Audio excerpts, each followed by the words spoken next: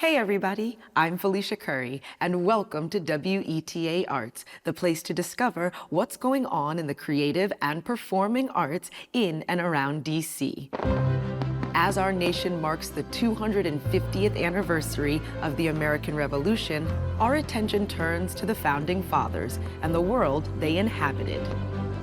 Here in Washington, D.C., we are within driving distance of many sites that evoke the era.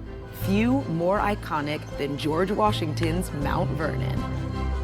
Preserving this landmark is a year-round endeavor, but in 2016, the preservation team recognized the need for unprecedented measures to secure the house's long-term stability.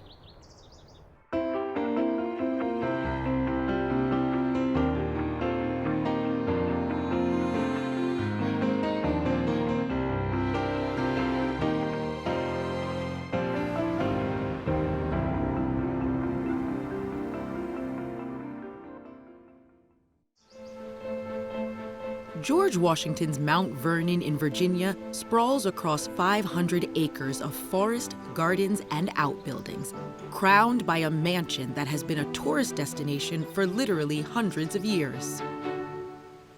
There's something special to know that you're walking where George Washington walked, where you're seeing the vista that he saw.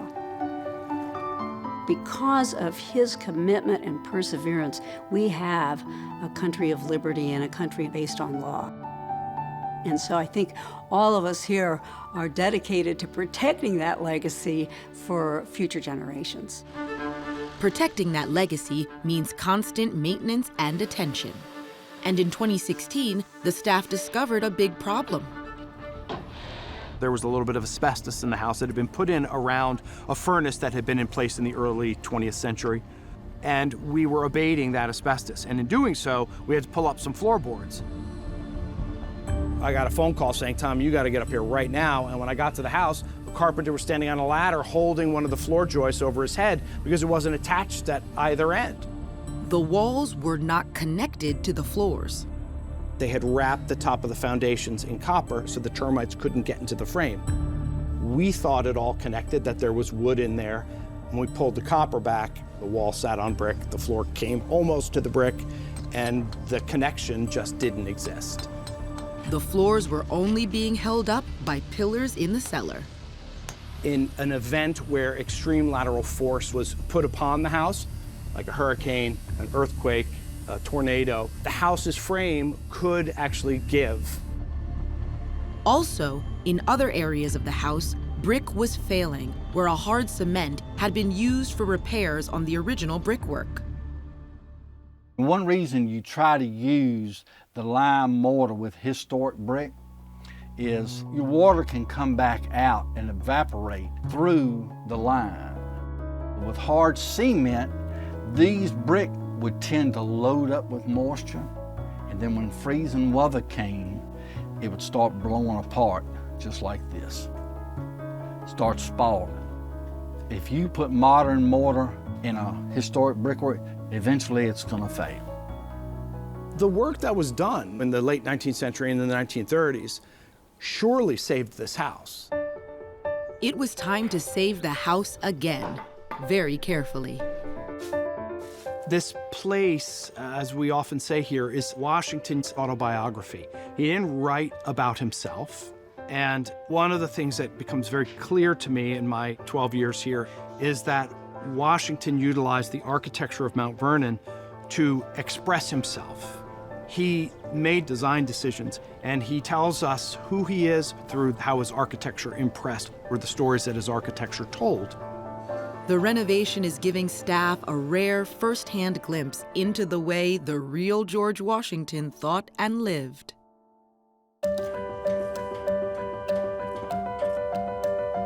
This is the really exciting thing. This dark soil is actually topsoil that's been buried. So the old mansion lawn. This was the ground surface pre-mid-1770s. So we have all these little hidden time capsules. We can't really do anything around the mansion until we're guaranteed to not destroy something permanently. And so archaeology is very involved in this project from the beginning, making sure that everything around the mansion is understood. These layers to my left here, we read them like pages of a book, the way a historian might read documents left behind. But of course, not everybody left documents behind.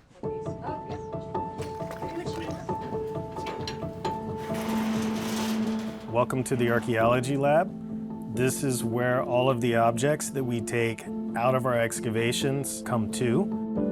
We clean them, we process them, we identify them, and we spend a long time analyzing them. We've got traces of Native American presence here that go back around 10,000 years. We tend to find a lot of spear points. This is a pretty interesting artifact that we found. We're actually looking at Mount Vernon as a site of production of all of these tools. And that really just gives you an idea of how intensive the native presence was thousands of years ago here. The legal process by which the English would take control of the native land, essentially conquering the land, would be the king had claimed ownership of this land and he would give a grant of land. Then you'd have to survey the land, and that survey would then be turned into a legal document known as a patent. And the patent would be the legal title to own the land. The Washingtons' ties to Mount Vernon start with George Washington's great-grandfather, John Washington, who arrived in Northern Virginia about 50 years after the English first arrived at Jamestown in 1606. The key story in the transition of the Washingtons from England to America is the English Civil War. Their family had been on the royalist side, on the losing side. So John Washington, who's the immigrant, becomes the first mate on a trading vessel, trying to really, make a little money in the tobacco trade.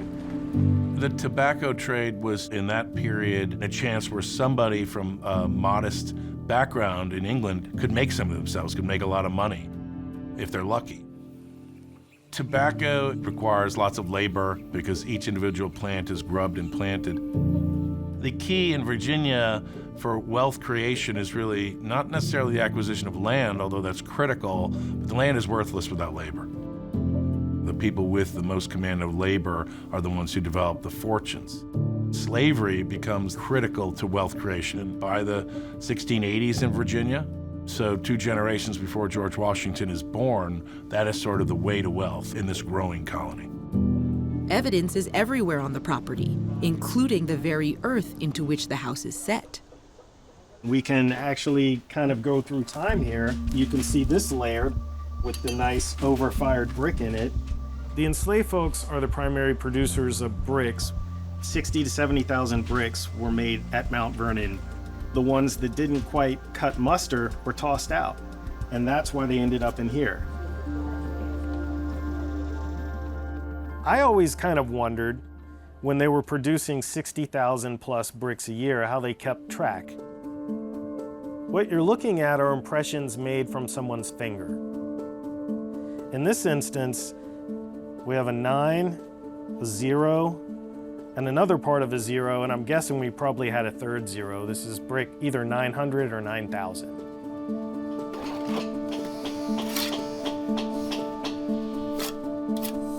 The enslaved community made a lot of brick here. As you see, they left something that's a very lasting edifice. The land the edifice is on came into the Washingtons' possession back in John Washington's time.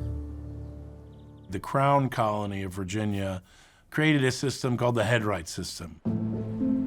That was a way to incentivize people to import labor.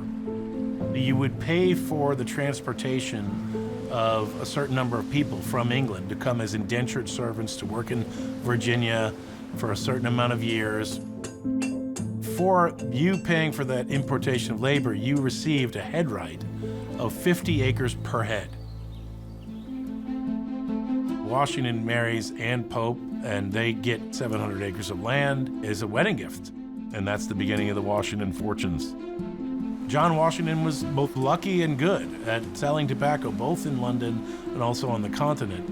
And with that money, he can import indentured servants and also eventually import some enslaved Africans. And he starts to amass land in Virginia. He goes on to build some great estates Most significantly, 5,000 acres known as Little Hunting Creek on the Potomac River, which would ultimately become known as Mount Vernon. It's really going to be the generation after John Washington the immigrant where enslaved labor is going to replace indentured servitude in the tobacco trade in Virginia. John Washington's son, Lawrence, is going to inherit some of that labor, land, and marries Mildred Warner, who's extremely wealthy. The Warner fortune includes land and labor. Their son, Augustine Washington, will inherit some of that, and then Augustine also marries women who bring more land that help him establish his own success. His first wife was Jane Butler, and his second wife, Mary Ball, also brought more land into the relationship and more children as well. Augustine and Mary Ball's son, George, was born in Pope's Creek, Virginia in 1732. In 1734, Augustine started building a house at Little Hunting Creek Plantation, the house that would become the center of the mansion. The family moved to Little Hunting Creek a year later. The house, at 10 rooms and 1.5 floors, was considered grand in its day. George's childhood affluence proved short-lived. George Washington's father dies when George Washington is only 11 years old. Augustine's estate is divided up amongst George Washington's half-brothers as well as himself.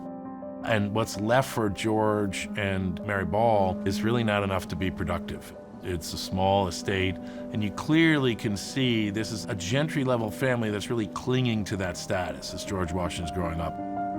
They have enslaved people, but this doesn't mean that they are wealthy. He's not allowed to go to England to get a proper gentleman's education, learn a little Latin, maybe a little Greek, learn the classics, become a polished gentleman, which provides status. George Washington never gets that. His brothers do. So he's around people that have that polish, who are moving in the world that he wants to move into. And he always keeps that a little bit of insecurity around that lack of a formal education. George Washington's older half-brother Lawrence inherited Little Hunting Creek Plantation and renamed it in honor of Admiral Edward Vernon, with whom he had served in the British Navy. Lawrence marries into the Fairfax family, which is a critical step. Once again, Washington's marrying well to advance their social status, their ability to command labor, wealth, land, and opportunity. The Fairfaxes are highly connected in the political leadership of the whole colony. George Washington is going to try to make the most of this. One of the things the Fairfaxes and Lawrence Washington encouraged George Washington to do is to become a surveyor, which is taking undocumented land and turning it into a legal document that describes that land that can then be bought and sold. Being a surveyor, you can still be a gentleman, and it also gives you opportunity to make money and really have a hand in the growth of the colony. And George Washington becomes the official surveyor of Culpeper County at age 17. In the meantime, Lawrence Washington and his family lived in the 1734 built house. It's really cool to be working on the original framing and one of the oldest portions of the house. So, almost 300-year-old framing that's still, very intact, very structurally sound. So that's pretty cool.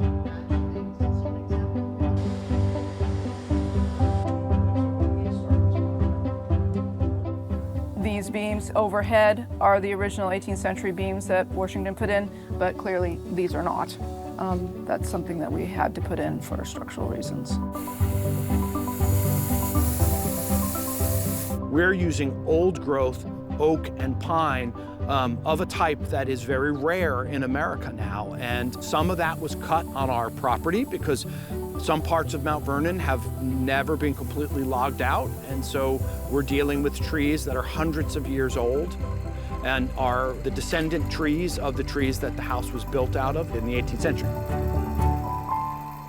This is one of, in this vicinity, a few original members. So all of these joists we've replaced during revitalization. And we put them through the process that they would have done in Washington's time too. So you can see the tool marks. They were hand hewn with broad axes, and then they were pit sawn with a two-person up and down saw to get the same saw marks that would have been here originally.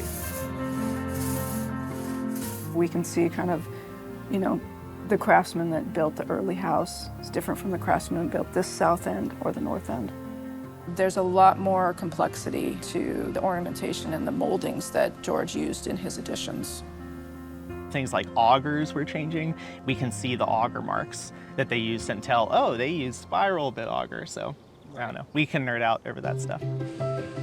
The restoration is revealing new information about the early renovations to the house. For the longest time, we didn't know what Lawrence ever did with the house. By closely looking at the timbers as we were doing our structural work, it appears he's working on the interior of the house. We think he changes it from kind of an odd vernacular plan to a very formal Georgian plan with a central passage running through from one side of the house to the other, which is really the fashionable plan in England at the time. Poor Lawrence Washington dies young. The estate at Mount Vernon is inherited by Lawrence Washington's daughter, Sarah. Sarah, sadly, who's a child, dies within 2 years. And when she dies, the estate goes to her mother, Anne. And George Washington begins renting Mount Vernon from Anne in about 1754. This is also at the same time of the French and Indian War. So George Washington is using Mount Vernon as his base, but most of the time he's out away from Mount Vernon. The French and Indian War, a conflict in North America between Great Britain and France, gave the 21-year-old Washington an opportunity for distinction through active military service, a recognized path to status, honor, and advancement. The first thing he does when he rents the house from Lawrence's widow is he expands it and raises the roof to make it a big two-story house. Because he's a young guy in his 20s, he wants to show that he's rich, that he's serious, and that he knows what good taste is, because he's looking for a wife. And he ends up finding Martha Custis, who was the richest widow in Virginia, and he marries her and brings her here to Mount Vernon. Anne dies in 1761, and George Washington inherits the estate. That marriage is a massive transformation of George Washington's abilities to achieve his ambitions, to be one of the great men of Virginia.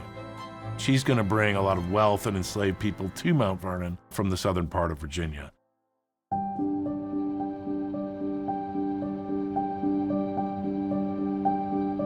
This bowl may have been manufactured on site. This could have been also produced in Tidewater, Virginia, in the Williamsburg area, with a lot of the enslaved folks that Martha Washington transported to Mount Vernon when she moved in after their marriage in the late 1750s. This is a pottery tradition that was transplanted from West and Central Africa to this region, along with the people that had the skills to produce it.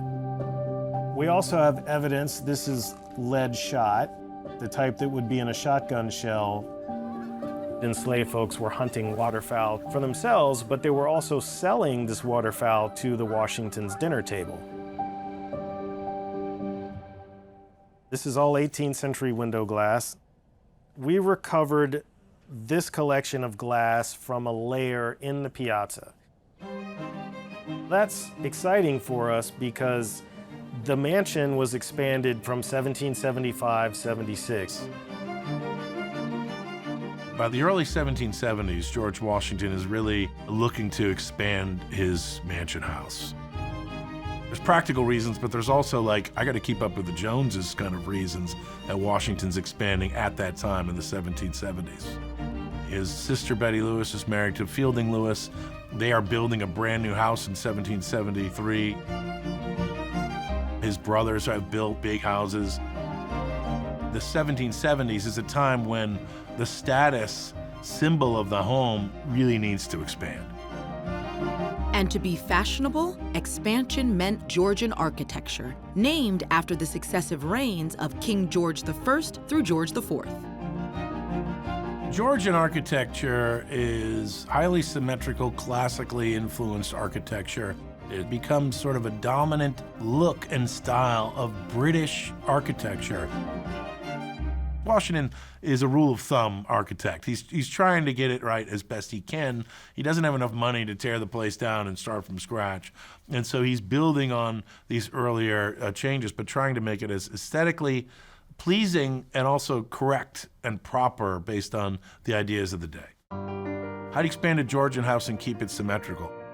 If you're gonna add on to the sides to it, you're gonna make it like low and long, and so you're gonna have to go up as well when you expand. But then I think the brilliant move he makes in the architecture is he's gonna change the kitchen and the servant's house on the side, and they're gonna be perpendicular to the home block, and all of a sudden you've got a beautiful 5-square, aesthetically pleasing expansion. You're also gonna add the cupola. The cupola is gonna be critical because it extends the verticality of the house. You can have that proportionality, draws the eye up, makes the house look more magnificent from afar. And the cupola is a really ambitious addition. The cupolas in the 18th century Virginia, they're on courthouses, they're on the College of William and Mary, they're on public houses of great stature. They're not typically on homes, certainly not in the Chesapeake. It's an addition that really shows that Washington has some uniqueness in his eye to his architectural ambition, and it's fantastic. And then the piazza, the mystery of the piazza. When did he get the idea for it? It's just an obvious thing in a way, but it's not common. Certainly in Georgian architecture, to have this full-length, full-height colonnade on the back of your house, it really functions as a grand gallery, and it has, of course, the commanding view. It really is a combination of practical and visionary approach. It's quite remarkable. In essence, we have 4 different house frames within this one house. So you have the 1734 part, you have the 1758 part on top of it, and then you have 1774 to the south and 1776 to the north. There had been a history of pulling out rotten timbers, which basically severed the wooden part of the house from the foundation. We bolted a big steel channel to the lowest part of the wall, and then all of this forest of steel going back, these big long beams that run out toward the river, and on the other side of the house, they're levers.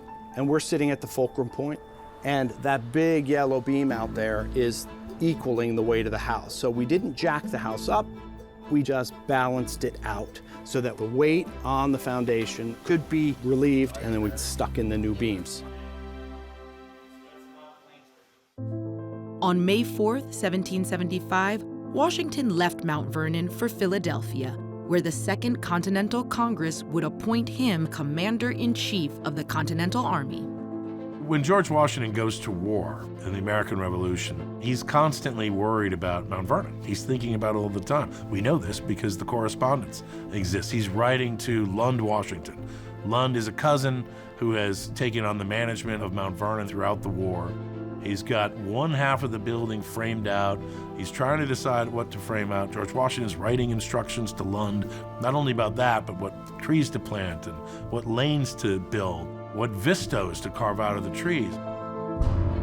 The British surrendered at Yorktown on October 19, 1781. Washington remained Commander-in-Chief of the Continental Army until a peace treaty with the British was signed. On December 23, 1783, George Washington resigned as Commander-in-Chief in Annapolis, Maryland. The notion that after he successfully won the revolution, that he would then turn back the military commission and come back to Mount Vernon. We take that for granted today, but that was just utterly remarkable. Doing so affirmed civilian control of the military and prevented fears of dictatorship or monarchy. The day after he resigned his commission, he was back at Mount Vernon. The Mount Vernon you see today was designed in the 1780s. The mansion would have been done, the cupola put on, and then in front of it, the gardens, the serpentine walks and the plantings, that was all laid out in the 1780s by George Washington and then put in the ground by enslaved people. That was an incredible period for him of rethinking this place. And And then he gets pulled back into the political sphere with the movement to create a new constitution and then becomes president. Washington served as President of the United States from 1789 to 1797. His decision to leave office set a lasting precedent of peaceful transfer of power, foundational to American democracy. The day after he left office, he headed home to Mount Vernon. Washington, before the American Revolution, he's acquiring enslaved people. He's expanding his operations using enslaved labor. As any other Virginia planter, really can't distinguish his attitude. We don't see any particular concern about any of that until during the American Revolution. It's clear George Washington is serving with African Americans in the Army. The Army that he commands at Yorktown is 1/5 black. The valor shown by African Americans at different aspects of his service is critical. And so you see him expressing the idea that slavery needs to be ended, not only at Mount Vernon, but really more generally. In the 1790s, you see him beginning to try to figure out how to transition the enslaved people at Mount Vernon to free labor. More than half of the enslaved people who are here are actually owned by the Custis estate. So Martha has this right to their labor until she passes away, at which point those people will by law go to the family of her relationship with Daniel Parke Custis. So George Washington's working with their agents to try to acquire these people, and that doesn't work. And so by the time he dies, he hasn't really finished whatever efforts he was trying to do in his lifetime, and it's left to his will, where he frees the people that he owned here at Mount Vernon. And the people who were owned by the Custis estate go to the Custis descendants. Washington kept working on improving the estate until just weeks before his death. Mount Vernon immediately becomes one of the most famous places in the United States. This is before we have a capital. It's before we have monumental architecture anywhere. Even during George Washington's lifetime, Mount Vernon was visited by people who wanted to understand this place in this country. They kept coming after he died, and now we welcome 1 million visitors a year at Mount Vernon.